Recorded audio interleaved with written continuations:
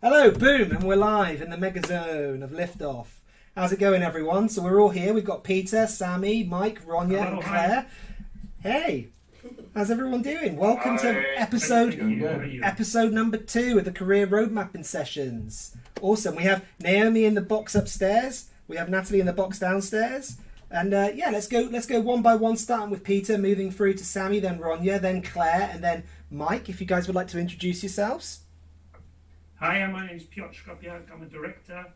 I came from the early 90s, the reaction to Quentin Tarantino and Robert Rodriguez in the early 90s about going out and making your films. Awesome. And, just doing it. So I was, my kind of break was working for Sky Television at the time, but I'm very much from outside the film industry. I didn't go to film school. I was just somebody who absolutely just loved watching movies. And that was that kind of movement really that started in the UK in the early 90s. And I made my first feature film in 1998, and it was released in 2000. That then got me work in television drama, and I then spent the next 15 years trying to make my second feature film, which came out in 2018. Wow. Yes. Awesome stuff. And Sammy, we all know about. We all know about it. Yes, we do. We know about it. We'll get to that in a minute. Sammy, would you like to have a little chat with us? Introduce yourself. Okay. Hi. My name is Sami Hakkarainen. I'm from Finland, Helsinki, and I graduated from this media school 2017, and mostly I've been working in that period with indie short films and student short films, and now established in 2018 my own company called Kratos Films. And for the last 2 years I've basically been making client projects to earn a living, and on the side I've been trying to build up some momentum from my own projects and working on my own scripts.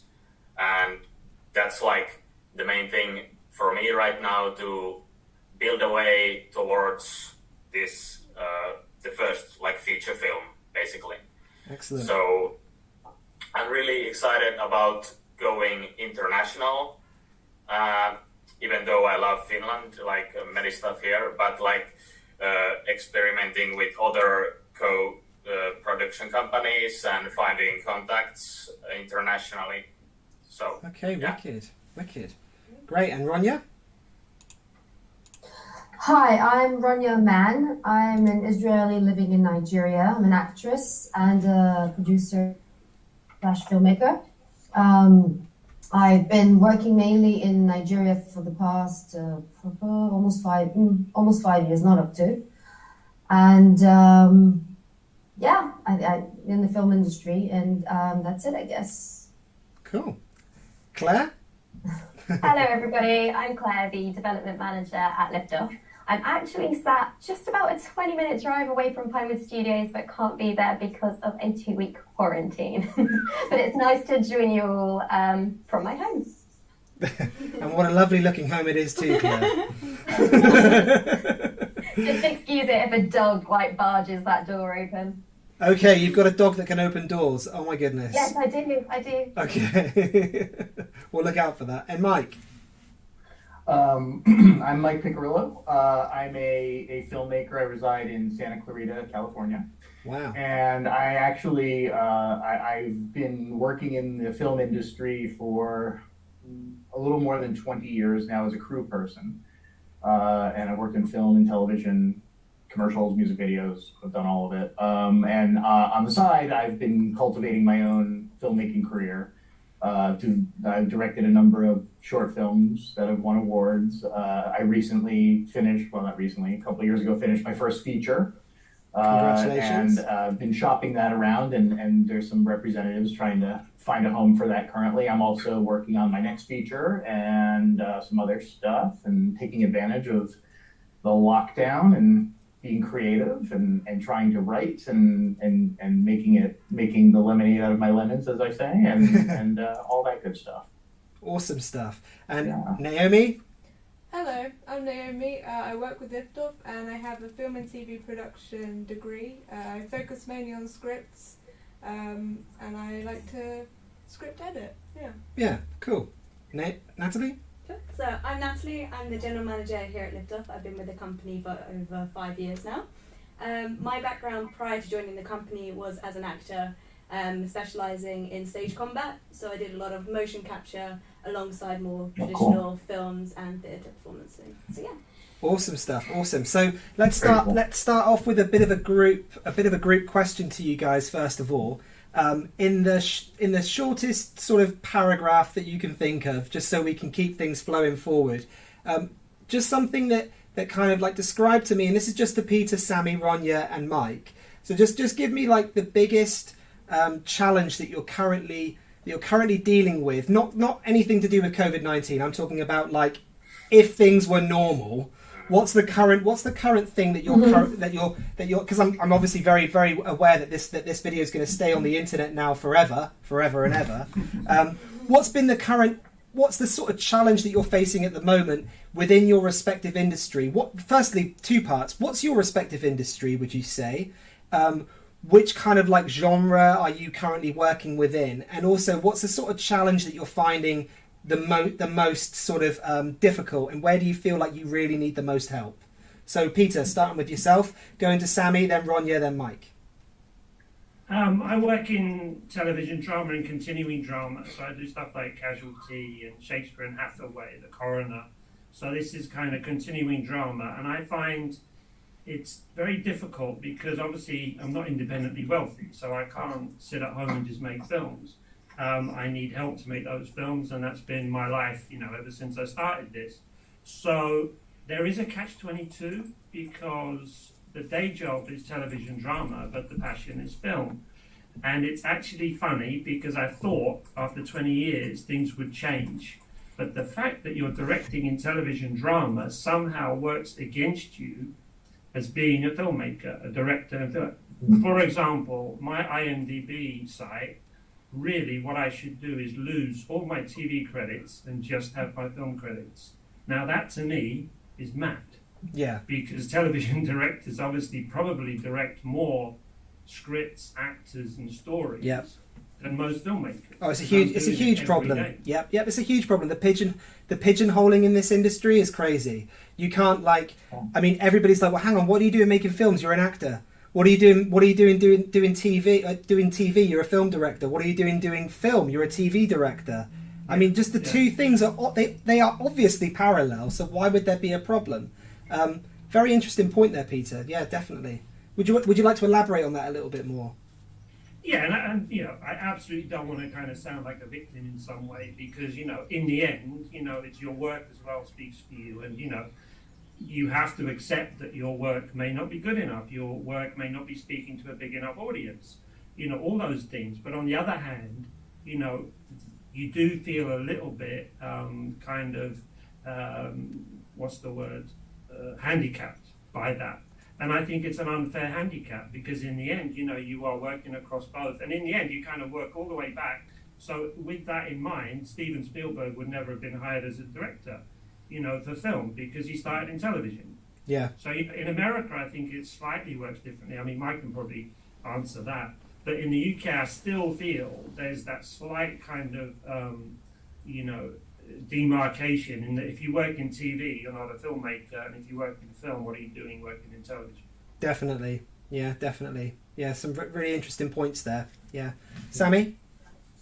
Okay, so for me, as you probably figured out, my career is in a very starting point. It's not totally just studying anymore, but I'm in a very early phase. So my problems are probably the most general for all the people in the early phase, which basically means that to prove the worth of my project, I need to have some attractive value in it.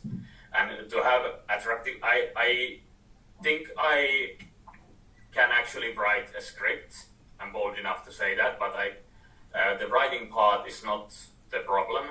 it's more like getting like good enough talents attached or certain contacts attached to the project before going to distributors and saying that I have this and this talents attached and this producer attached. And so that's basically where I'm kind of struggling and trying to find the right kind of people. And to describe the market or like the industry, as you told, I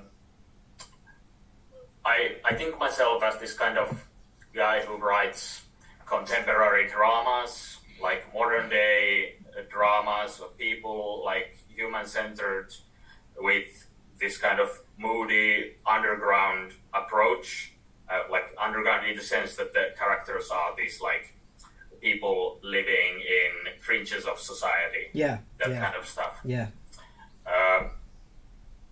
So yeah, that's one thing, and of course I can figure out lots of other things, like trying to learn how to make a business proposal out of the project instead of it just being a script. But that's something I've been becoming better and better as I started my own company, because now I've got like at least 2 years of experience of running stuff with money. So it's becoming more and more familiar to me how to like make that kind of documents alive. Okay. But still, it's one thing. Okay, wicked. And Ronya? Okay, I don't know. If it's too long, let me know, James. We'll just mute you. Let me tell you, because this industry that I'm in, it's quite a complex thing. I started in theater in Israel and then moved to Nigeria and then moved into cinema.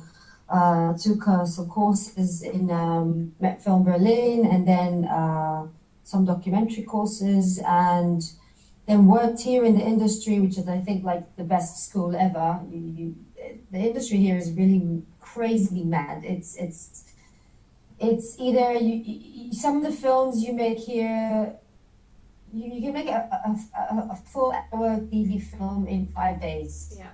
Wow. You shoot 16 hours straight. Wow. 7 days a week. There's no stop, and it's mad. I did that for a couple of months. It was amazing. It was fun, but then you also I got to learn firsthand off about the culture here, and it's so different than ours, and the things they struggle with. And I mean, imagine doing a film in the West in 5 days, right? But this is a place where you get power cutoffs constantly. Yep. Most places don't have proper, pumping installation, whatever. It's extremely hot and humid, and so we shoot a lot of times in enclosed buildings, and you turn the AC off so it doesn't make any noise, and everybody's sweating like pigs, and so yeah, we are right now. So that's the kind of environment you're in. And sounds great. Most of the time, you're short of staff or you're short of something. I had to shoot a whole feature somewhere out of town, a remote place out of town.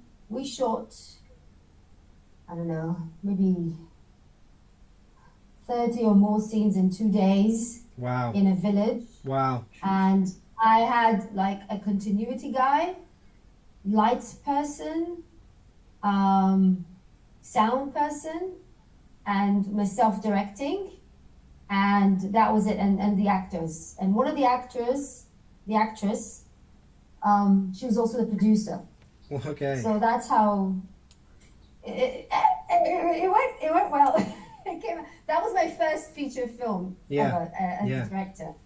That was that was a pretty intense experience that I really cherish. And then I did some shorts here. One of them was during a film festival. That's the 20 hours filmmaking challenge. So I shot a short film in 20 hours with kid actors, and the actors here are not really that well disciplined. So in the middle of a shoot, you're like, where did the actor go? Where did the actor go? You have to go find them because nobody else moves. or you know, gosh. or the continuity. I was like, well, where did you leave the nylon rags? And I threw it in the bin, and I'm like, oh, we haven't finished the scene. So that's sort of, yeah. So that's the sort of stuff. Yeah, but so one of the short films I actually wrote, and now I just finished writing my first feature script, and I'm really happy with it. I just got some notes from a script editor in Atlanta. She's a pro freelancer, and she gave some really good notes about it. And so I think, and then I was lucky enough to act. I've also been acting here quite a bit, and I was lucky enough to act in a short film that made it into Cannes last year. So I went to Cannes Film Festival and met up with a lot of producers, and I already had the feature that I was going to write in mind. Like you say, Sammy, I already had like a basic business plan, which I've been working on and refining ever since. So I did manage to get in touch with a couple of production companies, because now this is the challenge that I'm coming to. The challenge for me with this feature is to get a good director that will.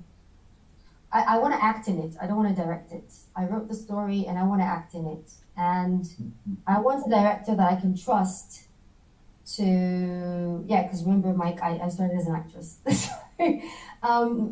I want a director that I can trust to bring out the story, and especially the visuals, the way I imagine it to be. Because the industry in Nigeria is huge. It's like the second biggest industry in the world after Bollywood. It's called Nollywood. Yeah. And it produces over 2,000 films a year.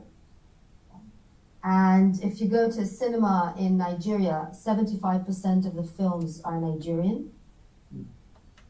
If not more, yes, and it's growing. But the problem is that the production value is not up to the standards that maybe we are accustomed to or would like to have. Yeah.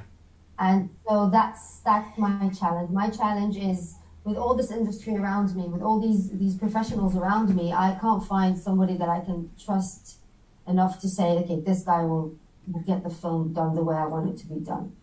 So I've decided to bring in a production company from abroad and co-produce it here.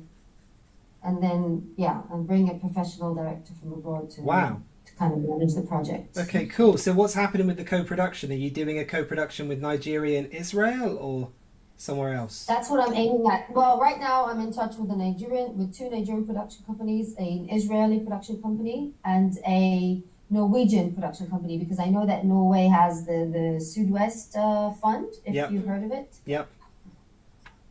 Yeah, fantastic. So could you just describe the Sud-West Fund to us, Ronya, just for people that don't understand what Sud-West is?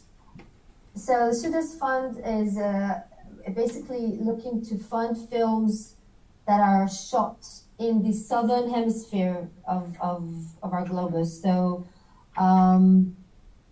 but they want to fund films that are co-produced between Norway and the southern hemisphere. I think because they're looking to bring more cultures into the Norwegian audience, kind of like globalize the cinema. Yep, that's it. Arena, yes. Yeah. But do request a certain amount of funding to start with. I mean, they won't come in as the first funder. They'll ask you to bring, I think, is it 30% or 50% upfront before they come in. Okay, fantastic. Cool, great. And Mike, let's move to Mike quickly. Yes. I reside in California, and I have been actually in the industry for over 20 years behind the scenes. And about, I'd say 10 years into, not even 10 years, less than 10 years into that, I decided what I had originally moved out here for was to become a filmmaker. And decided to actually pursue that instead of becoming, I was comfortable in my job and I was working and whatever. And then my wife was like, hey, didn't you want to direct at some point? And that kind of spurred me, and I actually went back to school while I was working in Hollywood. And, Good thing you have wife. Yeah. What's that? I know, right? It's a good thing. It's a good thing. It's a good. Sometimes It's a good thing. No, It's a all, really all the time. All the time. She's gonna watch. So all the time.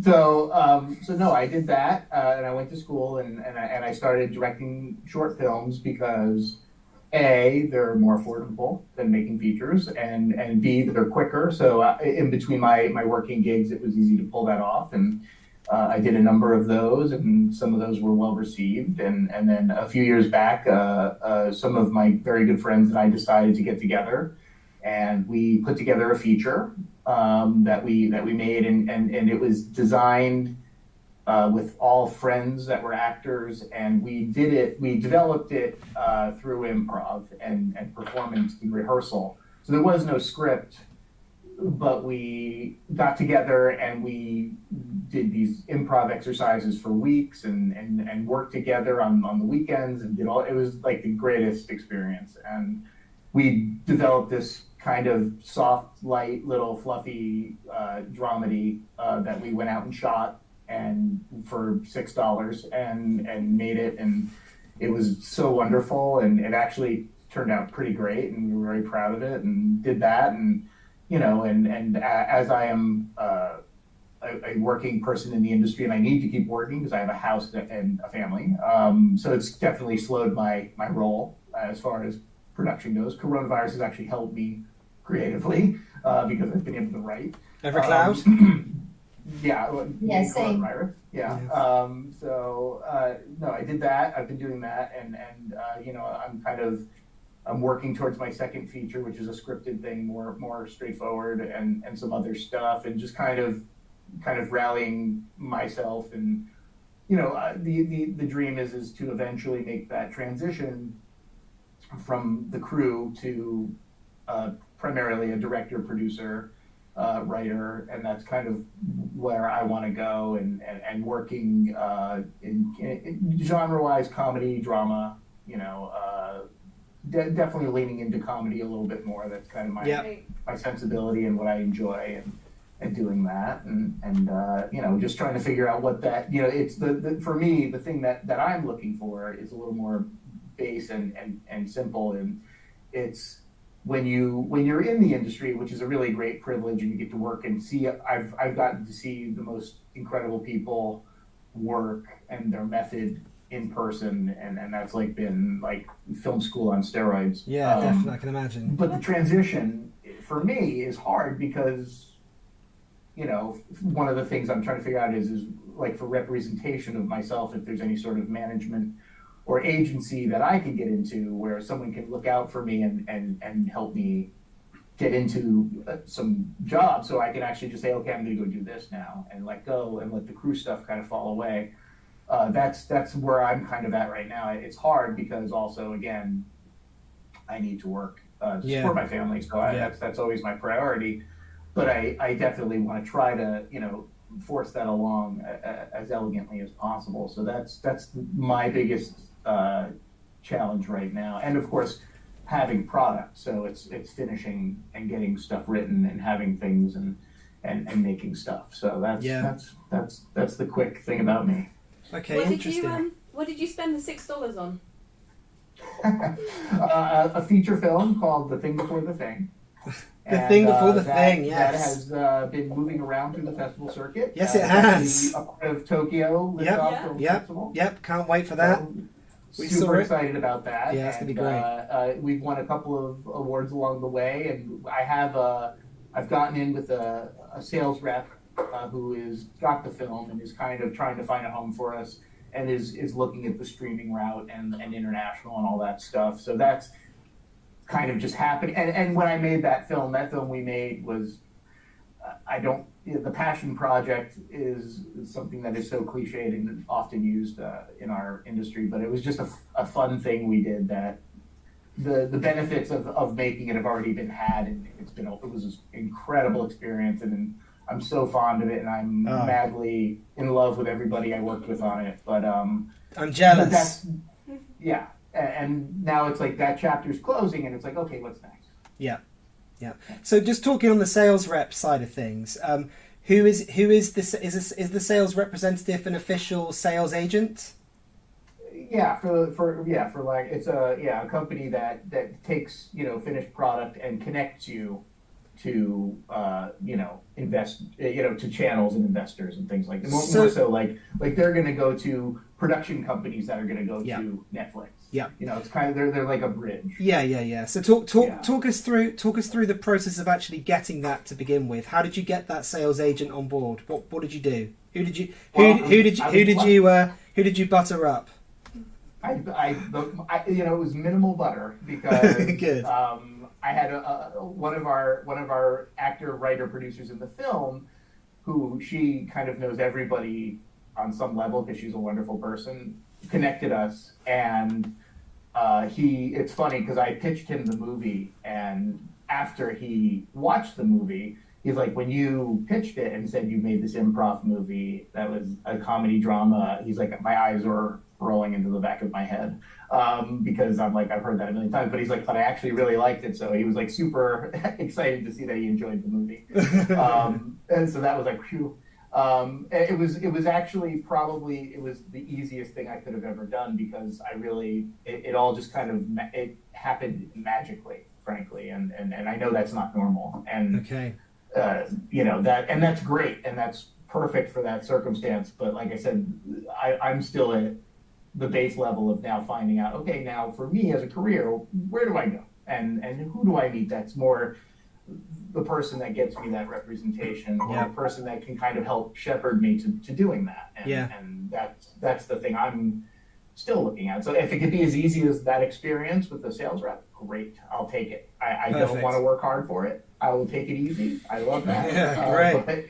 But I'm realistic. You're a Californian dude all the way, aren't you? I'm a Californian dude. Perfect. Ronya, your face is frozen in a way that makes you look slightly strange. You might want to turn off your camera quickly to refresh. Okay. Oh, there we go. You're back. Oh, you came back. That's okay. Now it's better. Oh, that's a lot. Well, we have you we have you that nice fancy hat on the other screen there, but your camera's pausing. Your camera's pausing every now and then, and I think you're going to be like, "Uh-oh," when you see it back. It's very. You were like that. Well, you can't see me, can you? No, you guys can't see me. You're currently smiling now. You got your thumbs up, but it's all freeze frame. Just letting you know. So I did put the hat back. Yeah, that's better. That's nicer. Yeah. I think you've got a bit of low bandwidth where you are at the moment, so this will make things a lot easier. All right, guys. Well, this is cool because what this has really kind of come to the table with hearing all of your stories and all of your sort of challenges that you've got. There's a lot of times when we're at Liftoff, we meet filmmakers that are like 2 or 3, sometimes 4 or 5 steps ahead of where each of you individually are at right now. We've got some people that have gone on and got sales agents that they work with all the time. We've got people that have become producers themselves and started working their own way. Something that we noticed that's a really, really, really great method and really works for independent filmmakers especially is by writing down onto like a piece of paper and saying like, right, okay, who are the people that I need to meet in order to make this next project happen, and then by looking at who those people are, provided those people aren't like bizarrely out of reach, like I need to meet a bunch of millionaires, for example, something like that, you then look at that side of the paper, that side of your list, and you say to yourself, right, who are those people can I actually become?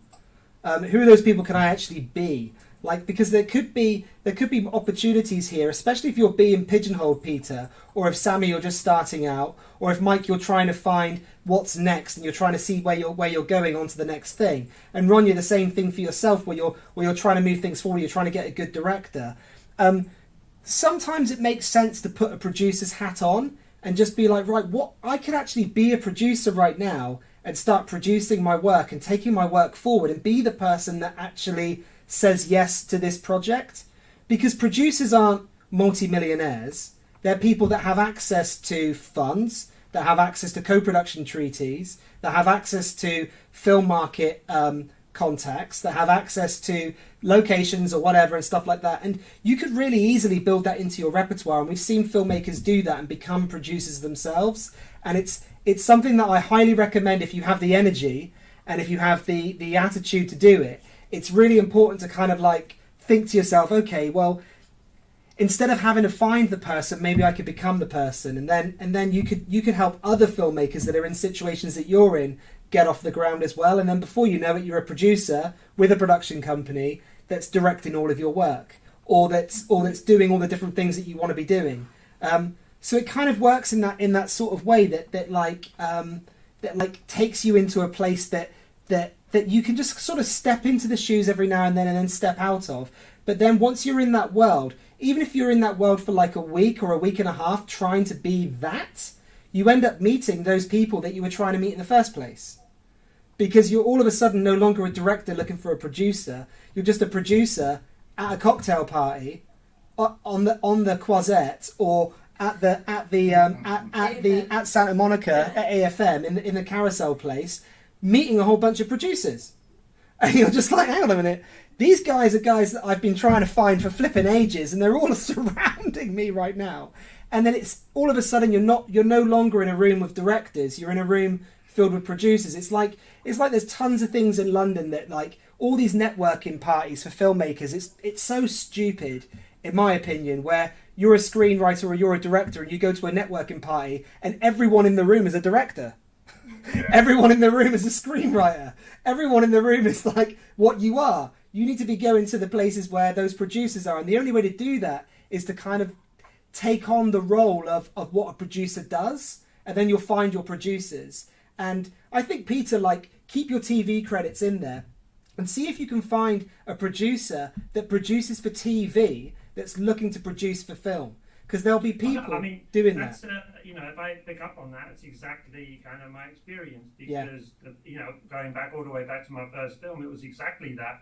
I wrote it because I thought I'd have to ask somebody else to write it. So I learned about screenwriting and had a crack at it. Perfect. The whole time I wanted to direct something, but I knew other people would have to do it for me, and they have their own projects, whatever. I'm starting out. I'm a nobody.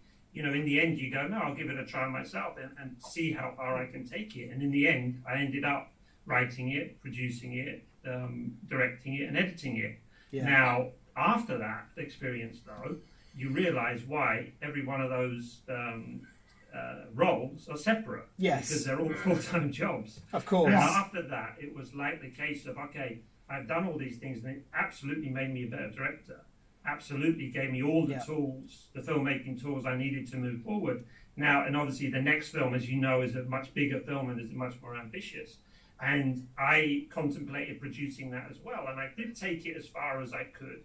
And exactly as you said, because I was working in television, there were producers I was working with all the time. And I hooked up with the producer of the film, who had actually started in films just like I had, 15 years ago. And we got together and made the film. So absolutely, not only did you kind of, do it yourself, but you were surrounding yourself with people that are doing the jobs day in, day out, which is the wonderful thing about television, because as you say, you are constantly working with new actors, new scripts, new writers, new producers. You're surrounded by industry. And a lot of those people want to make films like you do and want to break out. So it is that thing of, rather than looking outside of that bubble, you actually, I found all the people I needed and wanted were right there next to me. Oh, definitely. With me. Yeah. My DOP was working with me for 6 years on continuing drama. I asked him way back whether he wanted to make the film, and he ended up making the film. So, I completely agree with you.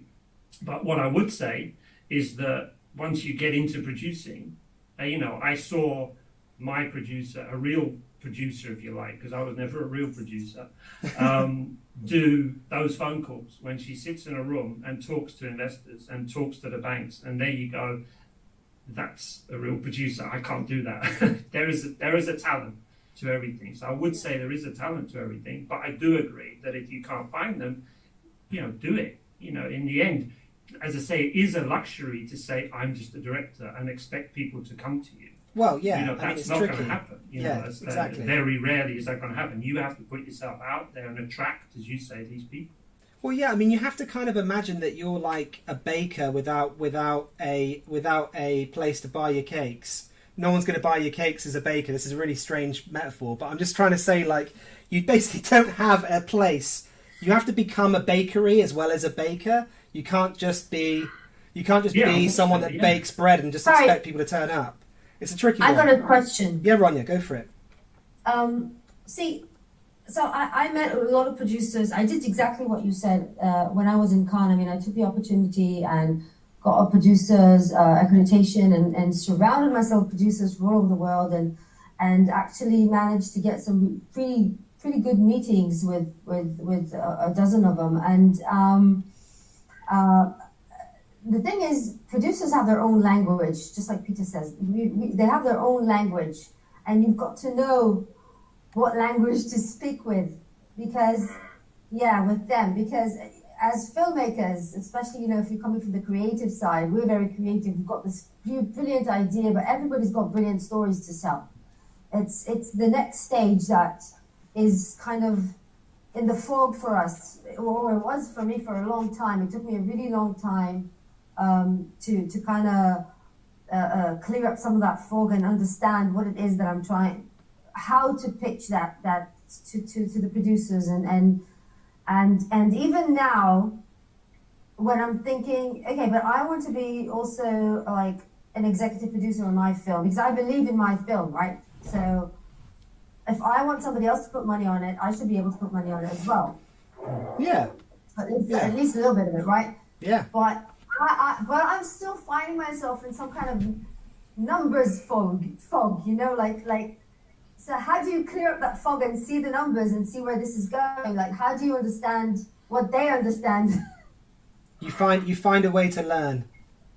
I know that sounds crazy, but you just have to find a way that.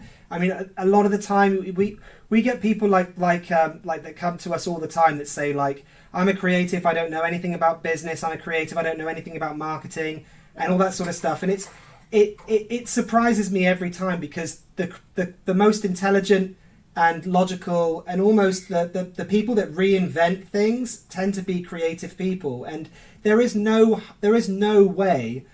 set way to budget a film. There are books written about it and they all kind of contradict each other a little bit, but there is no set way to do anything. I remember watching a producer's presentation, and he said that he got his film funded by writing to every single dentist in America and asking them if they wanted to become an executive producer on his film, and he just wrote to them. And I think you're right, yeah.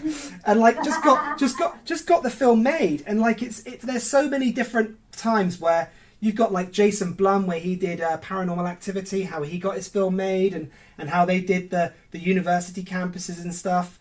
I mean, provided that your focus is extremely hell bent on audience, provided that you're audience sensitive, provided that you go to executive producers and you go to producers with a clear idea as to the audience number, the potential audience number that you've got in certain places, then you'll be totally you will be telling them exactly what they want to hear, because all a producer really cares about is mitigating the risk based on the investment that they get on behalf of their investors for your particular project. So if you can come to them with like 50,000 emails, for example, which is easily doable in this day and age because the internet is so incredibly powerful and there are so many niches out there, like ridiculous niche subculture niches that have millions of people connected to them.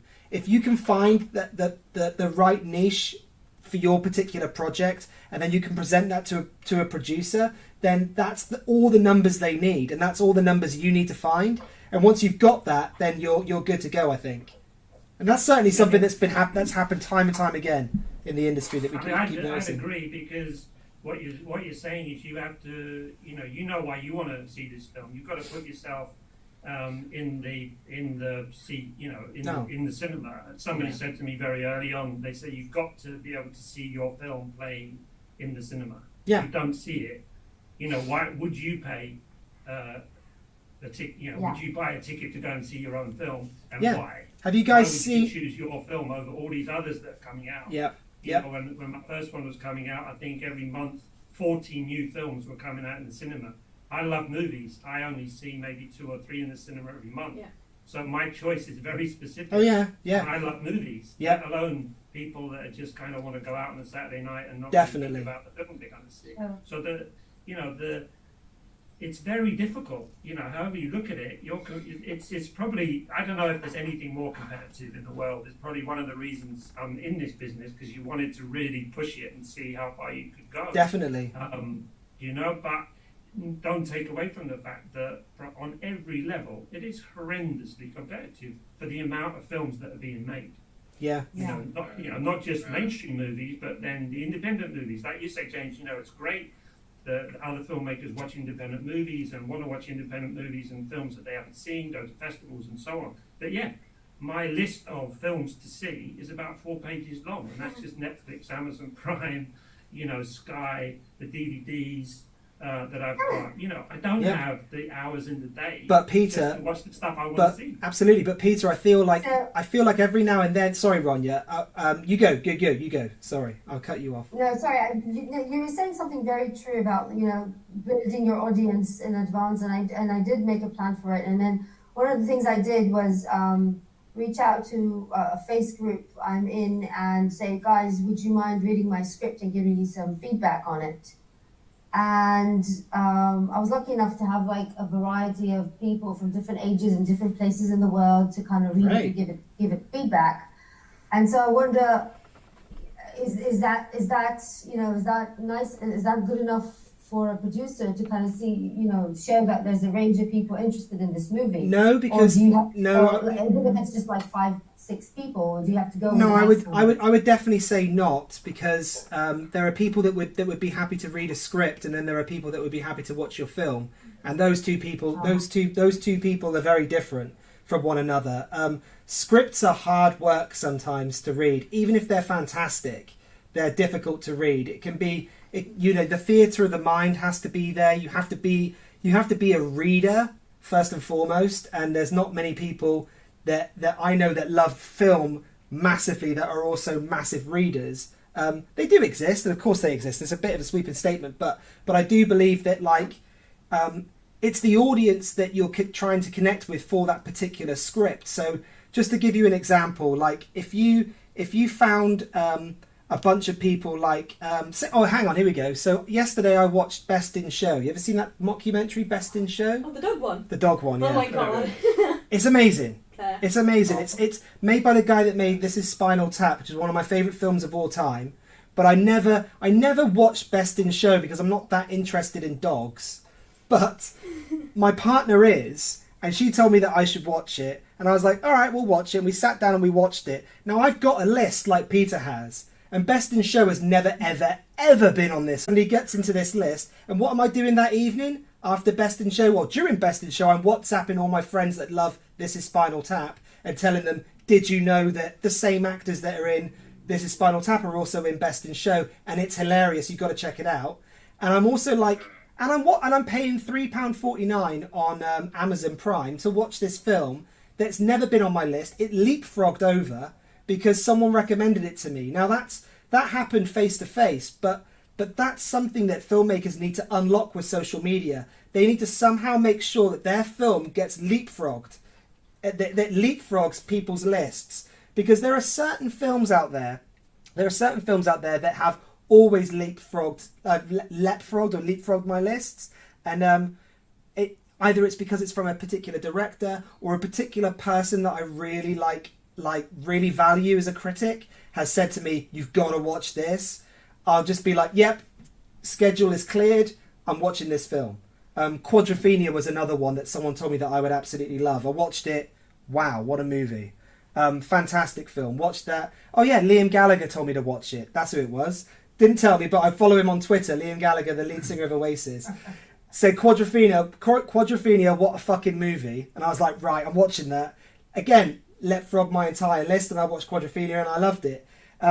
It's trying to understand that leapfrog aspect, because you're not going to get people to add your film to their list just because your film is like playing at a cinema, getting released on DVD or going onto Amazon Prime. You need to build some form of targeted buzz that's like specifically targeted, niche-y, like right in there, like right into people that are like obsessed with IBM computers, or really interested in one particular breed of dog, or really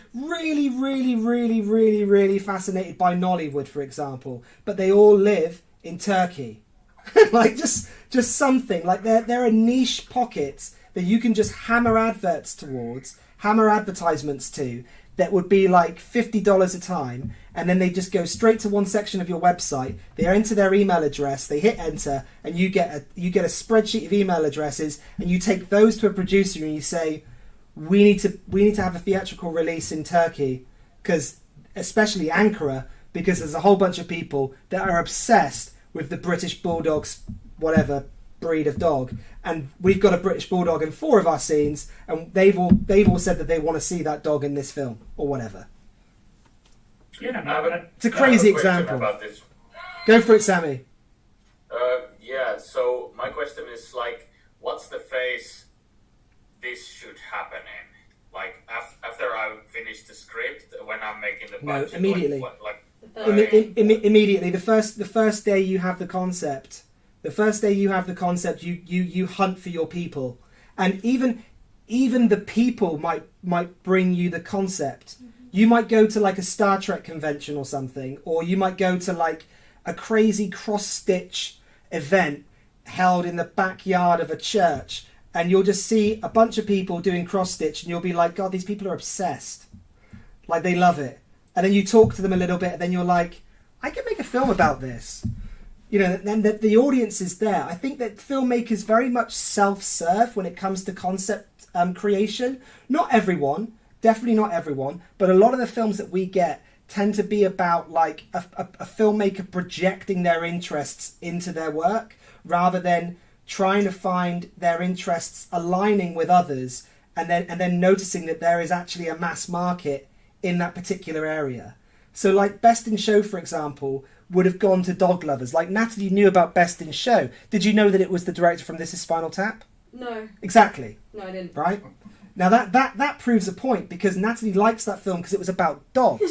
She doesn't like that film because the director was the creator of the mockumentary. No Spinal Tap, no The Office, no like oh my god, like so many of them, right, that have been made, these mockumentaries and stuff, and it was all from This Is Spinal Tap. That he invented the entire genre, and it's crazy. Best in Show got to Natalie, our general manager, who likes dogs. It's because we had a concept that was very similar, so we were doing a bit of market research, and that's why Oh, I yeah? found it. Really? Yeah. Oh, there you go. Yeah. But like, it's just that power, I think, of getting that audience in at the concept stage, and then your future work will be dictated by you looking for audience, and that's how you find your ideas. You're like, where's the audience? Whoa, this is a big audience. Shit, look at all these people online that are obsessed with the Commodore Amiga computer. I keep using computers because I'm obsessed. But the Commodore, like, if you go on Kickstarter, and it's really great because you can do research that's so easy to do. You can find like a particular niche, and you think, okay, how can I incorporate that into this film idea that I've got? All right, well, I can incorporate it into this, and that would work there. All right, now let's see if I can find that audience. So you would look up Facebook groups that are dedicated to that audience, and you'd be like, okay, 40,000 people, 60,000 people. Oh, North America Society's got 180,000. Let's see how many projects have been funded on Kickstarter covering this niche. Holy shit, there's a documentary, and you find a documentary about cross stitch that raised £160,000 or something, and then you contact that filmmaker and you say, I'm making a movie about this. Can we swap email addresses, and can we see, can we do a bit of cross promotion or something? Pardon the pun, cross promotion for cross stitch. You should be a little bit careful with that. No, you don't take their email list, but you ask them to push your project. Just making sure. Yeah, making clear. Yes.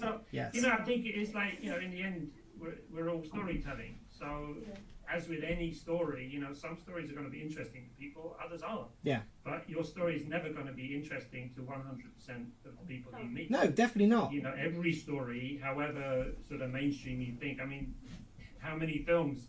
You know, Star Wars is the best example. When Fox got Star Wars, they didn't know what to do with it. They thought, what are we going to do with this film? Completely. They opened it in a small little cinema off Times Square. People started queuing around the block, and then it became huge. So the actual company that commissioned the film thought it was a waste of time. Oh, they all did. So, they all did. It was hilarious. I saw a.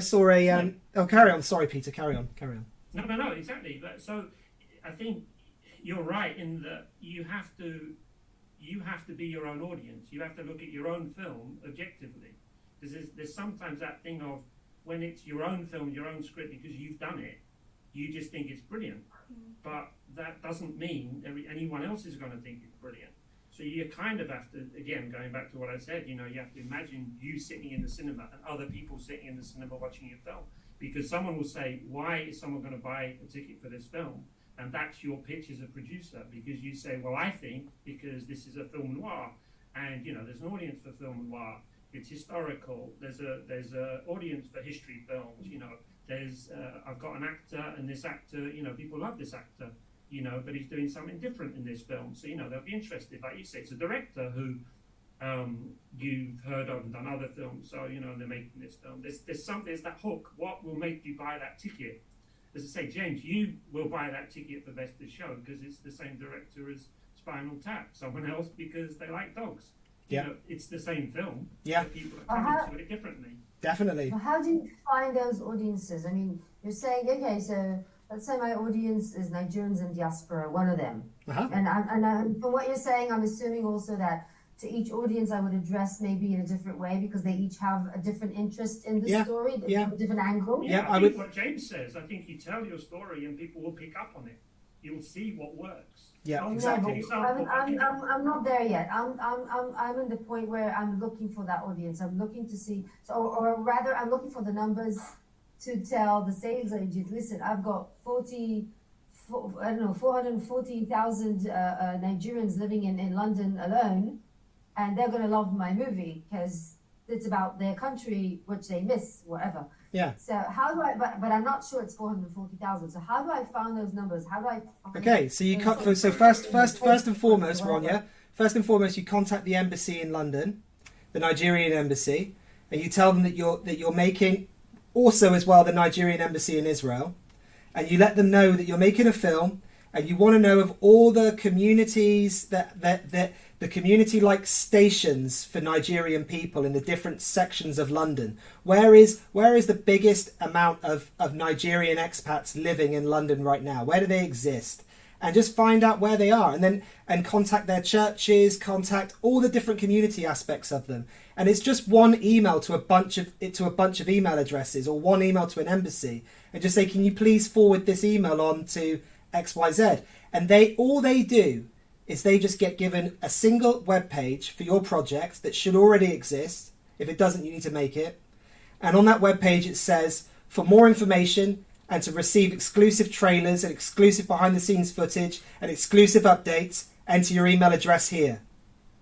And then you just get those emails of all the people in London that are Nigerian. You get all the emails from all the people that are in Israel that are Nigerian. And you just get all of those people that you're trying to find. And you just keep you send it to like community leaders. So people that are like running churches, people that are doing different things like that. You talk to them about how many Nigerian people you're going to be employing on your film set. You talk about all the important aspects of your film that highlight social issues. Anything like that at all that you know is going to pluck the strings of your potential audience. You list that all in a really crisp email and you just send it out. And just to add to that, if you are coming up with ideas for your script or you don't know exactly what you're going to write about but you know it's going to be based in Nigeria, reach out to the audience asking for advice on what they'd like to see. If they can have an input in the film, they are 100% more likely to go and watch that film. Defo. Mm-hmm. As a writer, you kind of have to get over the desire to be special and to write something really unique. Because really, you're kind of writing for other people. So the more people that you can include before you actually start writing, the better and stronger your script will probably be and the wider audience you'll have. Yeah, that's a really good point, Naomi. Would you include distribution as well? So those people that distribute to the Nigerian audience, the distributors, those people who buy Nigerian films, they know what that audience kind of buys. So Yeah, definitely. speak to them as well. I mean, again, using my example, you know, I had very different investors in my film, but one of those was the Polish distribution company, because I had a big Polish actor, and I obviously had a very special Polish, or special, a very unique angle on a Polish story. Yeah. So Yes, that's a good point. Did you get the big Polish actor? I'm assuming he was like a famous Polish actor, right? Yeah. Did you get him? Biggest in Poland, yeah. Right. So did you get him on? Congrats. Did you get him on board before the production company came in, or was it together with them, or how? This was, we got Polish co-producer, because again, you know, it's an English movie about a Polish story.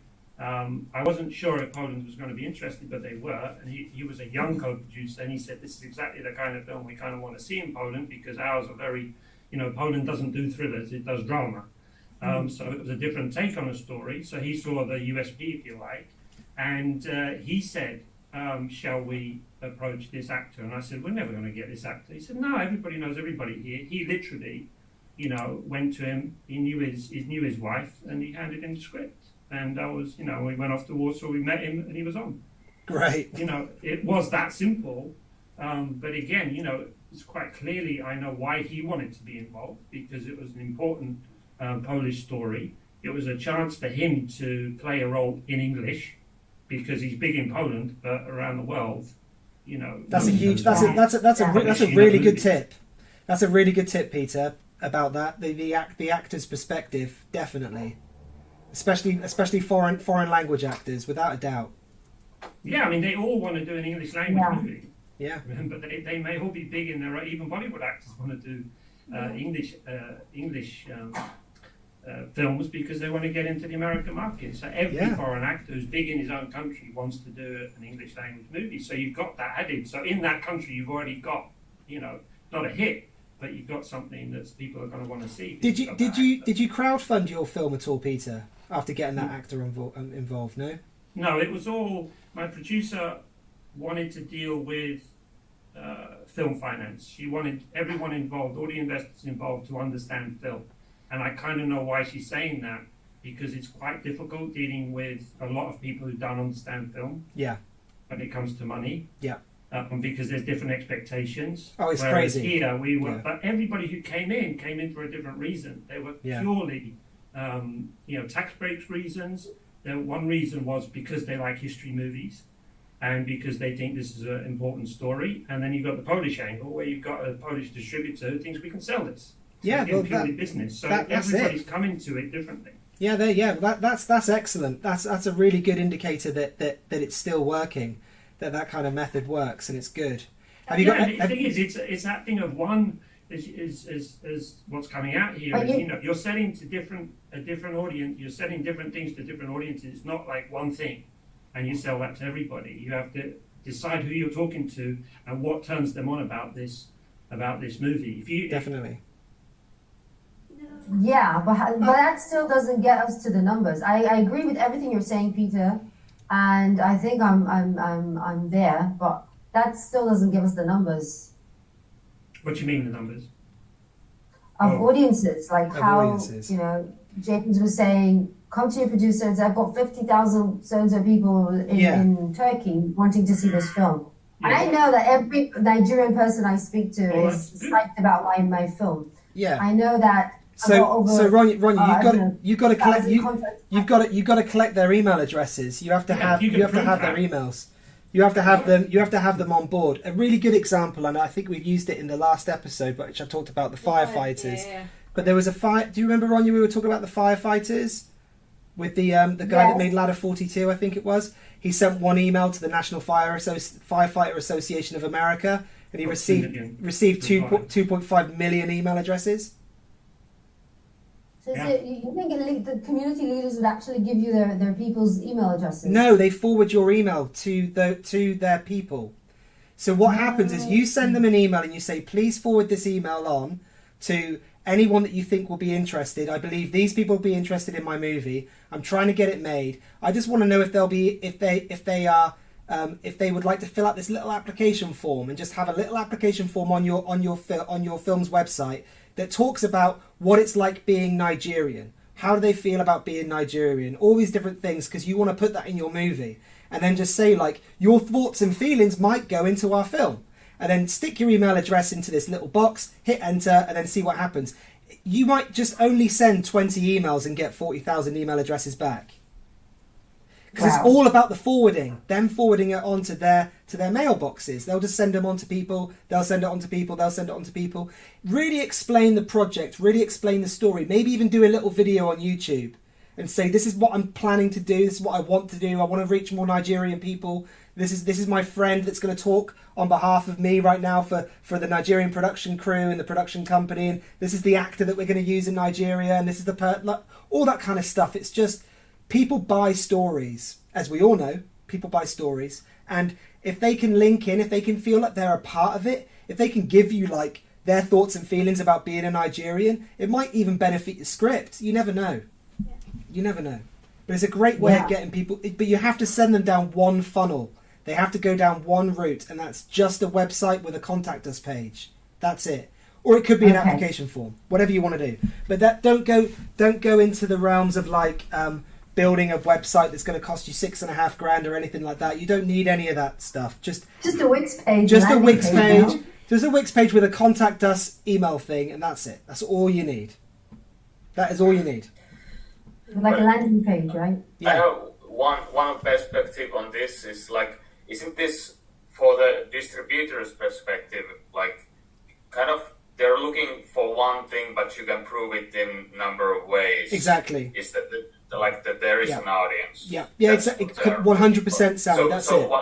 What you're explaining right now is like, seems like kind of like a route up way of doing it, like very like salesman kind of way of doing it, and I think the traditional way, maybe like for Peter, you explained like maybe a more traditional process there going on. The actor came along, and then the production company came along, and I'm interested in the discussion that you had with the distributor, because that's for me the main point, because I can imagine myself being a producer of my own movie, but the distribution people are like to my eyes the big gate for me. So I'm guessing that your actor, getting the big actor along, was kind of the same thing as what James is trying to tell us about, like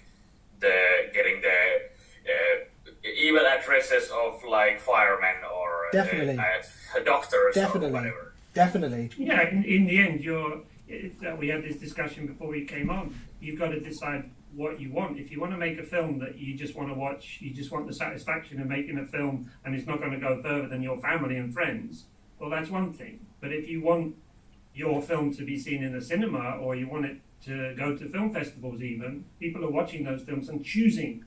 It's not that I'll send the film to a festival and it gets accepted. It's chosen as is everything else.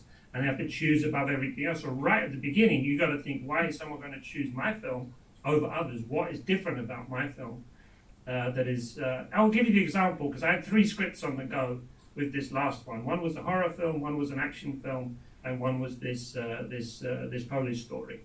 And the Polish story, on any level, was the hardest one to do from my point of view. Not least because it was personal.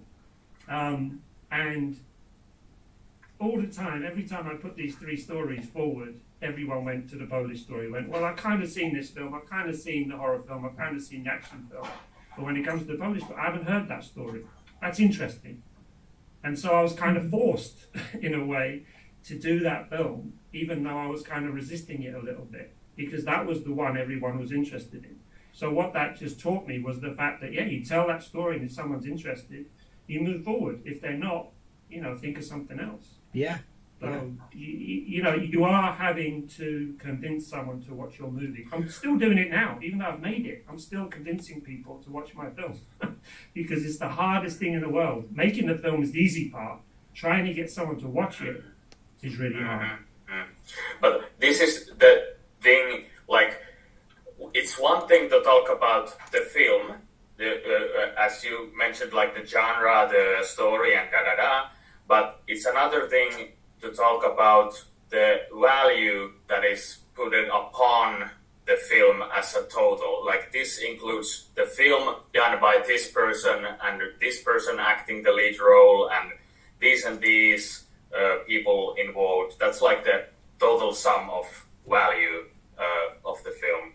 So my question was like, maybe to put it this way, who was the first person in that process that you took along? Like from the starting point that you have the script and then the next person comes along. Who was that? The first person was investors in a tax break, something called the Enterprise Investment Scheme, which is a UK tax break, which is now changed, unfortunately. Yeah, it has changed. It's annoying. Yeah. Well, £150,000 put into the film was from a tax break, so that was purely business. And it was for every pound you put in, you got 50p back, but didn't you? It was still people who were interested in the story. Yeah. They were it was through a third party. It was through my accountant, who ultimately introduced those investors to the project because he thought it was good. Okay. Do you know what I mean? So it wasn't just me selling it; it was me selling it to the accountant, the accountant selling it to the investors. So kind of it was the account that was first. Yes. There you go. Yeah, and then the other things were, as you say, you got one little bit. You've got some money, so someone's already interested. You then take that package to the next person and say, well, look, we've already got this. Got this. The actor was actually the last person in. Really? Wow. The actor was last. He already had distribution interest. That's surprising. For the actor. That's good. Surprising. Yeah. Like the way I've been thought about is that like investors like usually need more than the script. Like. Well, you were saying, Peter, weren't you? It was the people that liked historical films, wasn't it? You were saying, Peter, was that the right thing? Yeah, I mean, it was a story they hadn't heard, and they liked, historical movies, and they liked thrillers, because, I was trying to hit a lot of different points, a film noir, thriller, historical, story that you hadn't heard of. Yeah. And it was English published. There was lots of things that I could kind of say, well, this is why it's different, because there hasn't kind of been a movie like this. Mm-hmm. Yeah, but at every stage, I think, some people will react to the script immediately. Other people, like you say, need more. And some people won't be interested in the script at all. They're not interested in reading it. They just want to see what the package is. They want to see the visuals. A lot of times, people want to see the visuals. They don't want to read the script. Honestly, Peter, this is crazy. We heard of a guy buying a film based on the poster. Oh, yeah. $260,000. Oh yeah. I know it was based, obviously, as James Cameron, but his pitch was he put the Alien poster up in the office, and then he said, right, this is my pitch, and he wrote an S on the end. And that was his pitch. Everyone went, yep, there it is. Yeah, that's it. That's the one. Not one alien, aliens. I love that story. I'm stealing it. I love it. So it can be that simple. It can be that simple, but you see, again, you've got to. It's who you're talking to. It's the audience you're talking to. Yeah. And I think everyone goes for the script, and I think in most cases the script is like the least. I'm not saying the least important, because obviously it's important. But when you're selling it to people, they want to see the movie in their head. Yeah. Right. Tell me about it. Yeah, I was going to say that you don't really necessarily have to have the whole script written out when you're selling it. You can be selling the movie way before the script is written.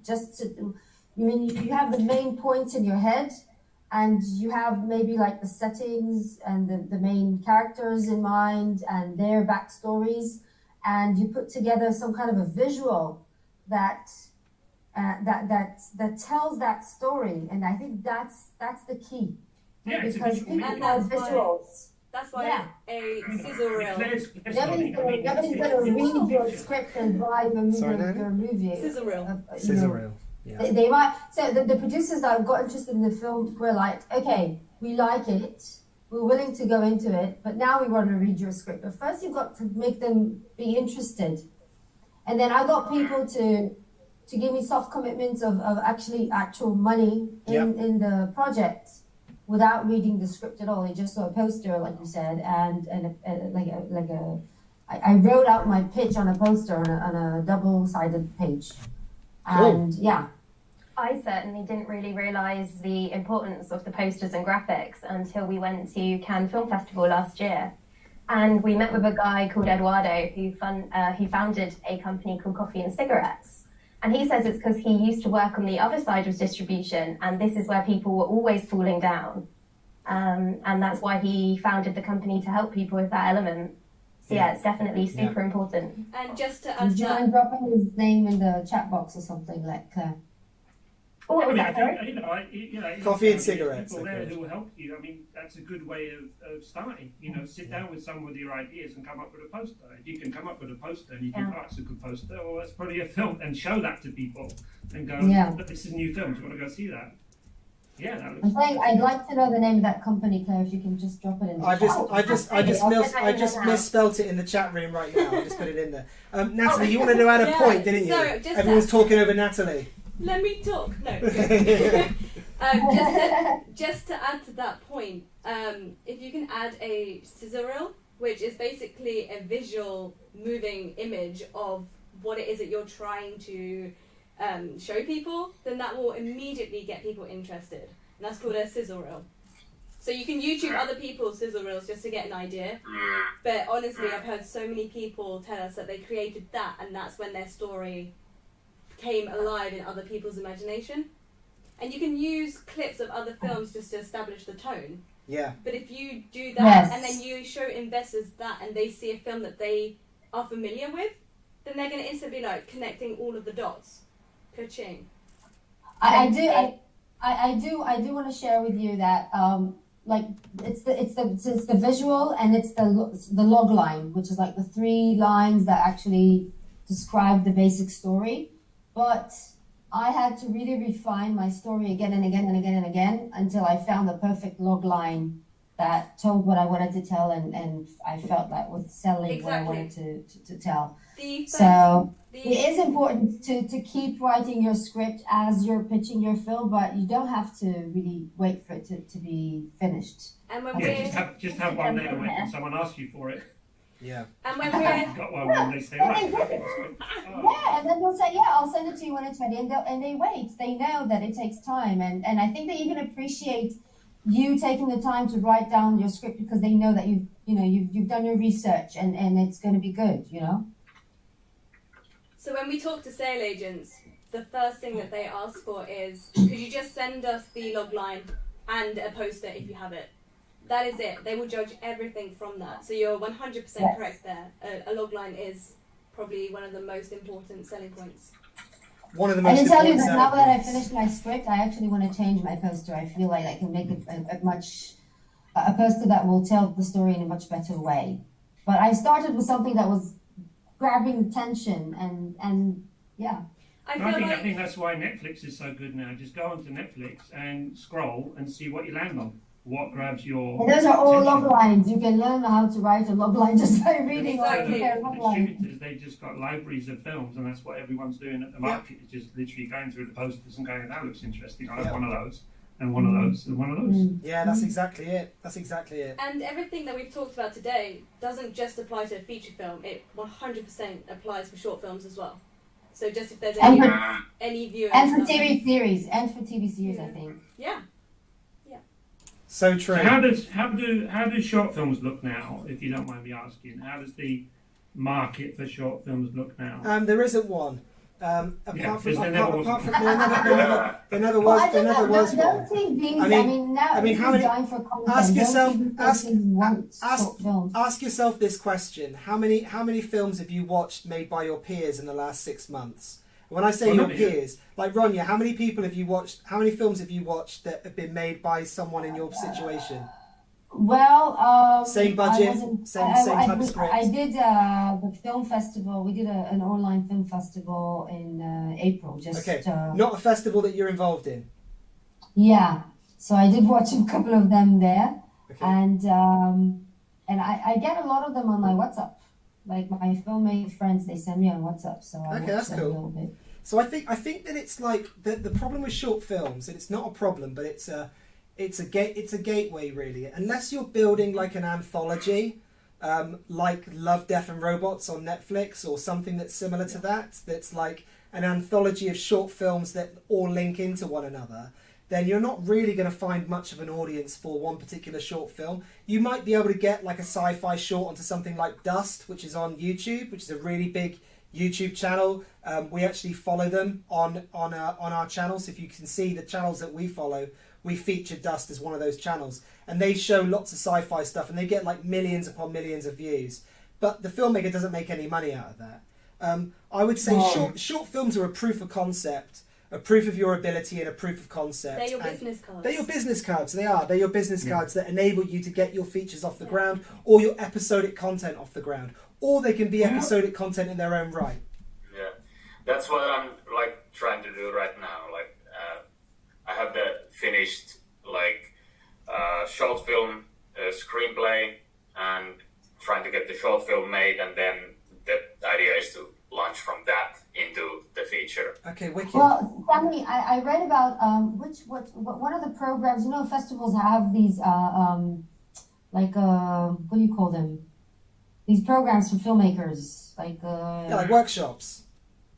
Yeah, there's the word, like the platforms to kind of elevate you to the next level. Yeah. And so they a lot of times ask to see work that is linked to your feature film that you want to make. So A proof of concept. what I gathered from that is that it's better to make a short film out of a couple of scenes of the feature film that you want to make.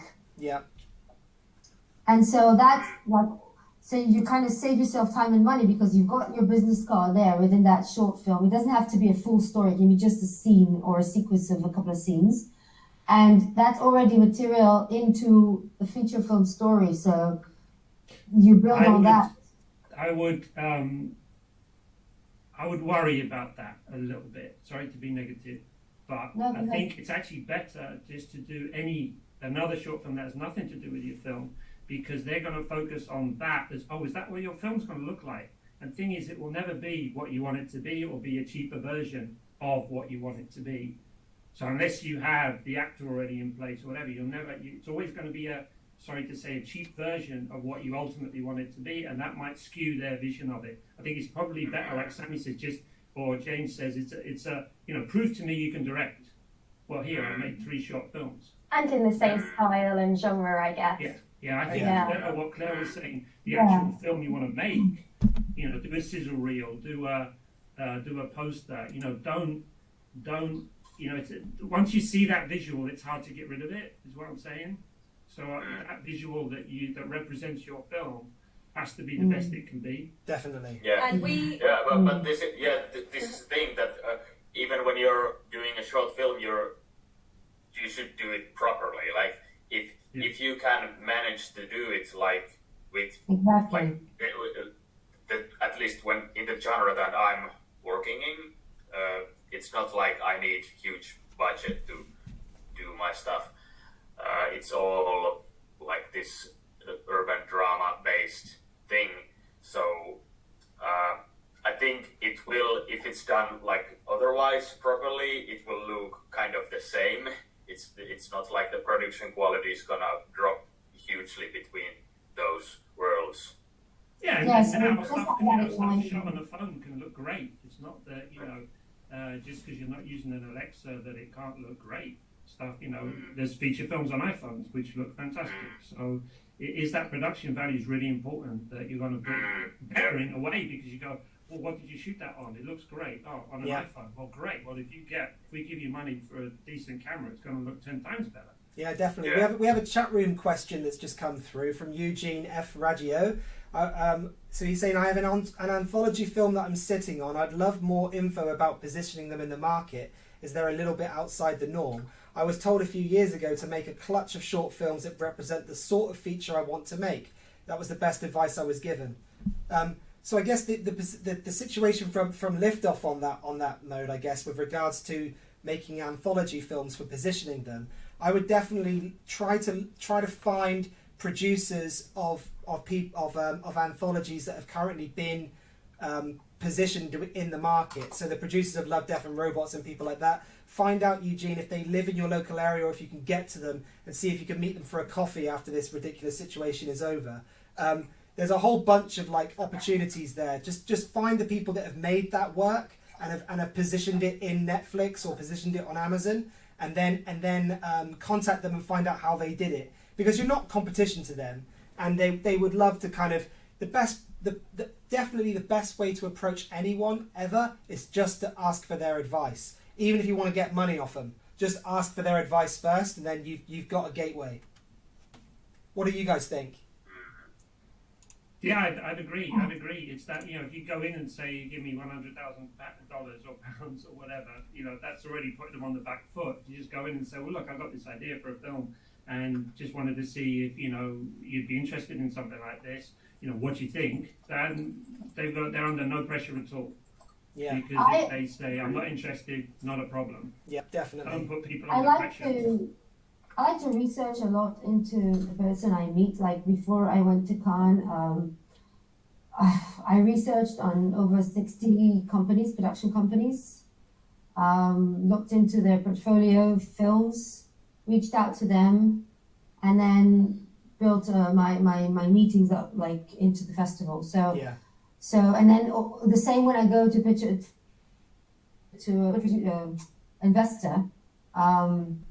I like to kind of know who I'm talking to, so I know how to link them into the story and kind of get them hyped about it. Yeah. So you take it to their personal angle.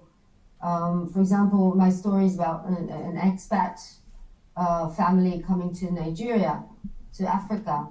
So I figured that we've all been strangers in a strange place at some point in our lives. So I take from that experience and kind of connect to the person I talk to and say, well, have you ever felt that strange feeling of so and so and so and so? And I describe it and amplify it, and it really connects them emotionally to the story. And that's when they grab onto it. So I'd like to check your script out, Ron. Yeah, make sure you email it over. I'd love to have a look at it. That's the same thing goes out to all you guys with whatever you've got coming up next, which is on this point now, just in closing, because we're going to finish hopefully bang on 5:30 if we can. 5:30 UK time, that is. If we just start with Peter. Peter, I'd like you to... Actually, no, let's start with Mike, because Mike's been sat there kind of being very patient and kind of nice and quiet while we all talk over each other. It's been so interesting. I forgot I was a part of it. I was like,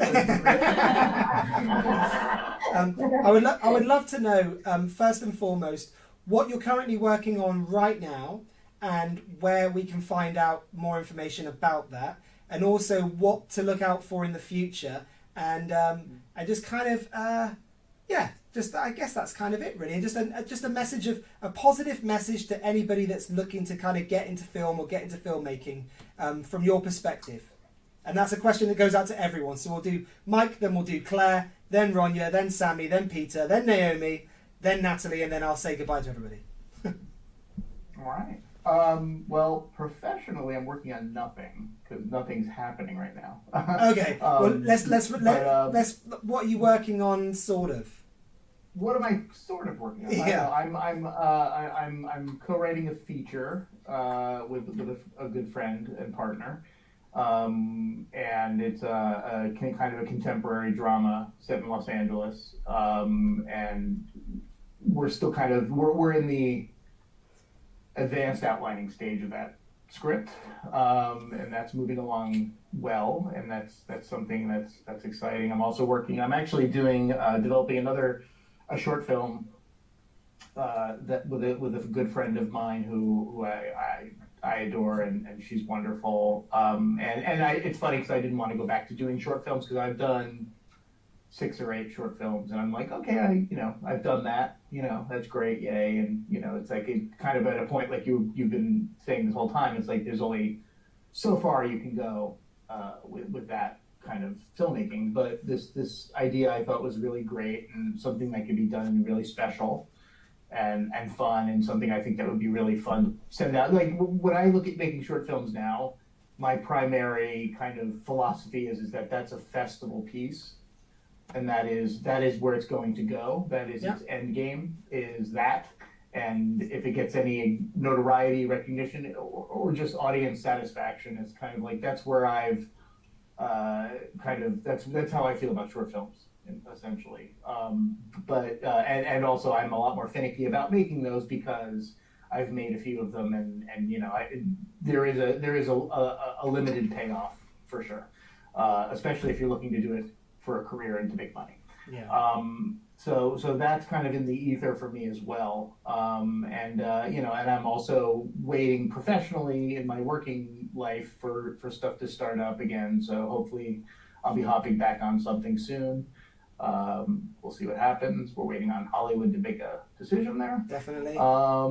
And I guess in closing, to tie it up with your request for a positive message is, you know, it's been said 600 million times, but it's so easy to make a film now, and you know, you can do it on your phone. Everybody says that, but it's the best way to learn, because I've made a bunch of films that you will never see because they're terrible. But it was great practice, and all of those were important for me to get to a place where there's stuff that I have that I'm super proud of, and I think represents the better part of me as an artist. It's, you don't pick up and become Spielberg, and not that I'm saying Spielberg, but you know, those are my pencil sketches, and it's easy to get discouraged when you make something that you kind of don't love, and it's hard to see past that, and I do it myself.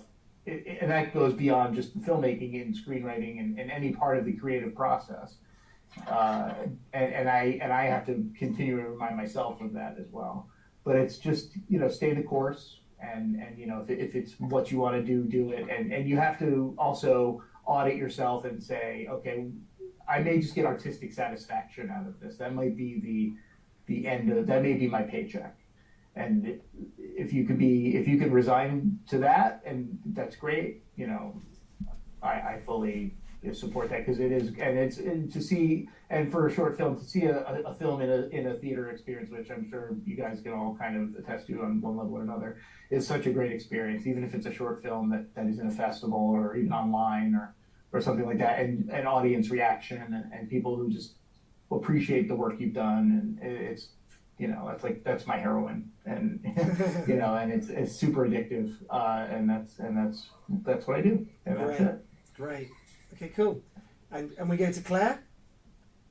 Well, actually, to kind of do a full circle to what we started talking about with Peter, I've been working on a feature documentary with a friend of mine who directs reality TV in England, and his passion, like yours, is to move over to film. And we've been taking the time to kind of interview potential subjects and contributors. So that's been great. But just one thing to add to that same kind of train of thought, the positive is that he's got so many people from his TV background who, just like him, want to make the switch to film. And so they're so willing and eager to participate in the project. And so there's definitely, like, you can capitalize on that pigeonholing for people that also want to change paths. Great. And Ronya?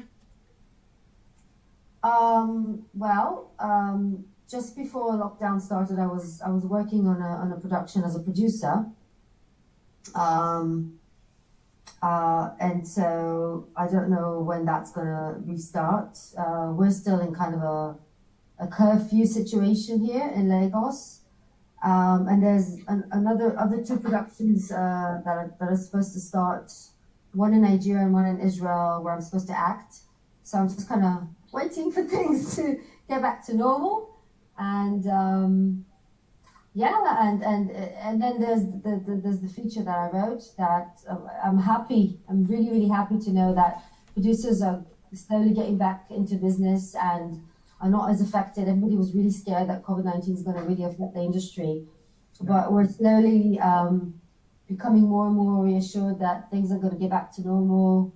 With the social distancing and everything, things are eventually going to get back to normal, and it's really reassuring at this point in time, I think. So, yeah, because we're never going to stop telling stories, are we? Great. And your piece of advice? Your positive message? My piece of advice. I don't know, on which aspect? As a filmmaker, anything.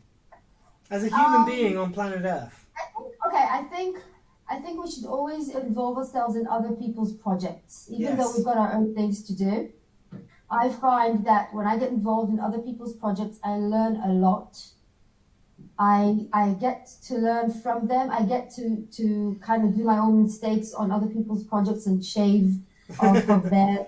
And like one of the reasons I did this production that I told you about just before lockdown is because in Cannes, you can only get a producer's accreditation if you've produced a film that went theatrical within the last 3 years. Yeah. And so I was like, I've got to do something this year, otherwise I'm not going to get my accreditation next year. So just it's good to always engage yourself for one reason or another in other people's projects and not just focus on yours. Here. And Sammy? Yeah, so as I've already mentioned, like previously in this chat, I'm working on the short film. It's a urban romance drama that centers around two persons who meet in a shared dream world and then try to find each other in the waking life. So it's kind of this like mismatch of dream world and urban realism, this kind of magical world. So that's like the thing I'm working on.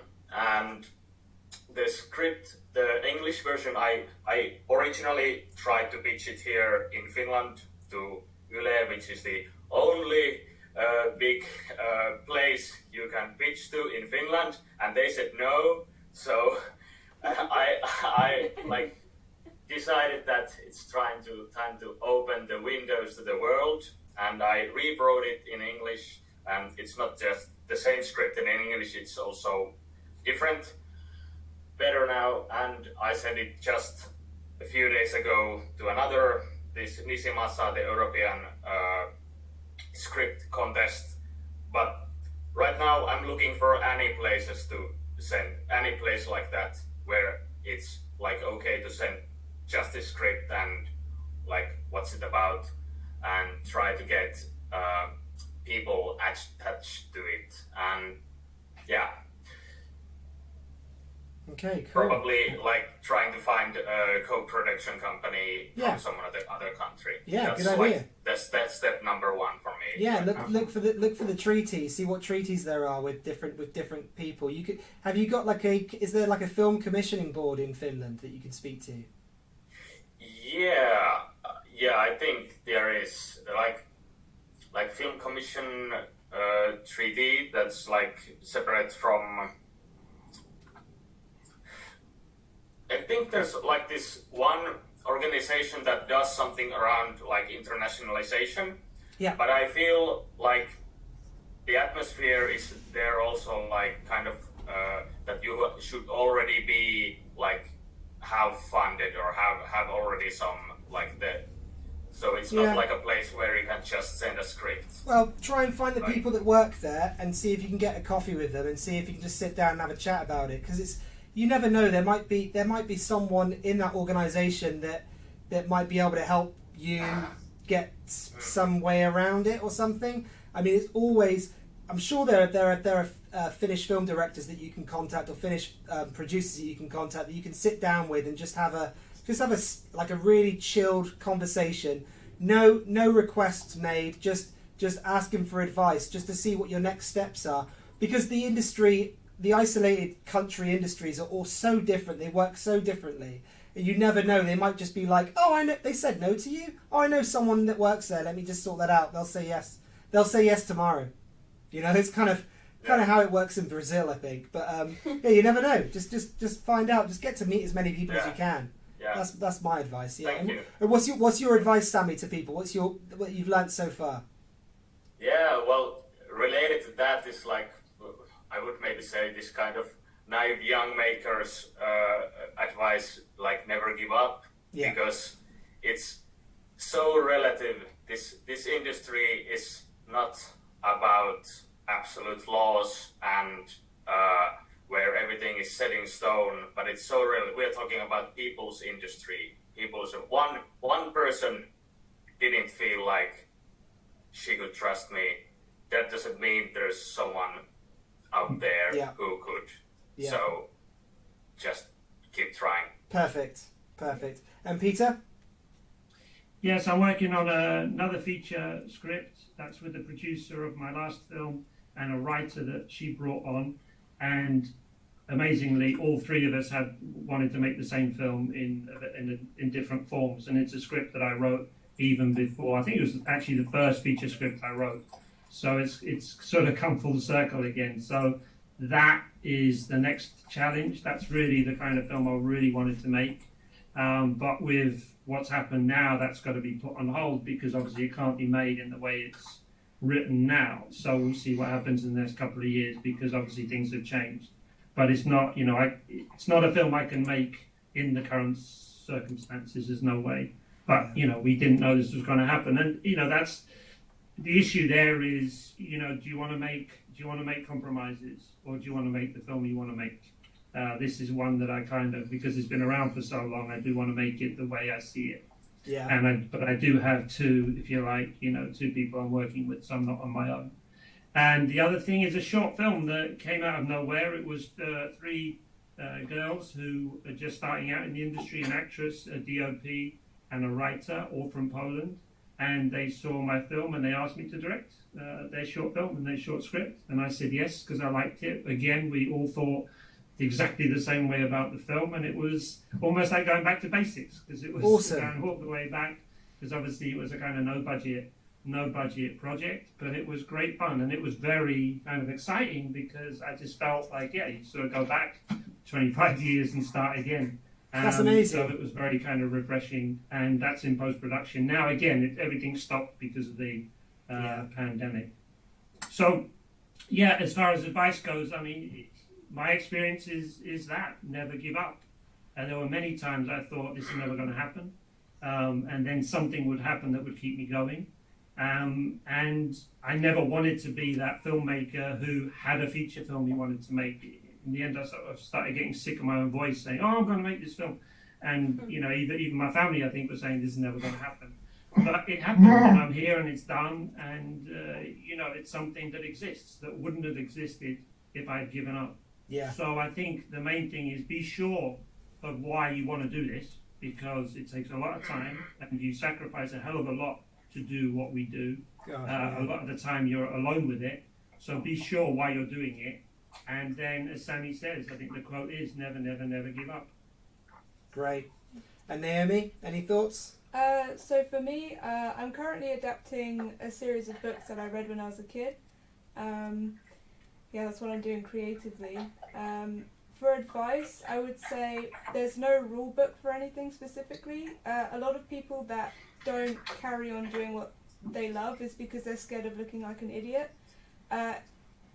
Embrace those opportunities, because when someone tells you you're wrong or you're doing something wrong, it offers you a chance to grow. And the people that just kind of drop off are the people that they don't want to be told that they're wrong. So enjoy it, learn that you can be wrong and it's okay to be wrong, and just keep rising, keep rising. That's the only way. Keep rising. Nice. I like it. And Natalie? So Claire and I are currently at a treatment stage of a script that we want to produce and get made. Probably next year now, but we'll get there. So that's an exciting adventure for us. But regards to positive advice, oh my god, just do it. Just do it. Just get it done. And if it fails, learn from all of those mistakes and take that into the next project. And as James always says, so I'm so sorry if you're just about to say this, you're not just one film. You are many films, and there are lots of opportunities. Definitely. Yeah. Cool. So, yes, Liftoff right now. We're going into Tokyo Liftoff starting June the 1st. It's going to be an entire month of content. It's going to be fantastic. We're doing it across Vimeo on demand. It's going to be crazy. We've got so many Japanese films that we can't wait to show the world, and we have tons of films from around the world outside of Japan that we can't wait to show Japan. Absolutely. So we've got loads and loads of stuff going on, and it's going to be wonderful. We're going to be doing tons of streaming, tons of different roundtable discussions and stuff like that. So that's currently what I'm working on and what we're encompassing and are working on. And one bit of advice I would say: be the person that you can't find. Just become the person that you can't find. If you can't find that person, become that person. You know, if you're like, oh, I need someone that's got loads of friends that are millionaires, become a person that's got loads of friends with millionaires. Like, just do it. They exist, so why can't you? You know what I mean? Like, it just sort of makes it just, I don't know. Just if you're always like, oh, I need to find a producer to make this film, it's like, become a producer and make it yourself. Like, it's all the producer's going to do is phone up a bunch of people. You know, I say that they're not only just going to do that, but like there's loads and loads and loads of ways that we can kind of hack our way into the opportunity of getting to know, well, getting the project made. And I would also say as well, the most important thing in the room is always the project. Like, even if that means that you have to release certain aspects of your creative input into the project, if someone else is suggesting something and you feel like it will benefit the project, then the project is key. It's why filmmakers should never edit their films, because they have on the back of their back they have the 40-hour shoots that took 60 takes. Yeah. And they're there editing, and they're like, no, we should have this scene in it. We're going to have this scene in it, and it doesn't work. Yeah. But you know, you need to know that, like, give it to somebody else and let them release it for you. Like, let them come up with their own creativity and not see the shoot so much. You know, that's another thing I would say. But yeah, thank you so much, guys. Thank you so much for joining us. Thank you. Some real pearls of wisdom there, and I really feel like we got a lot from each other. I think it was great.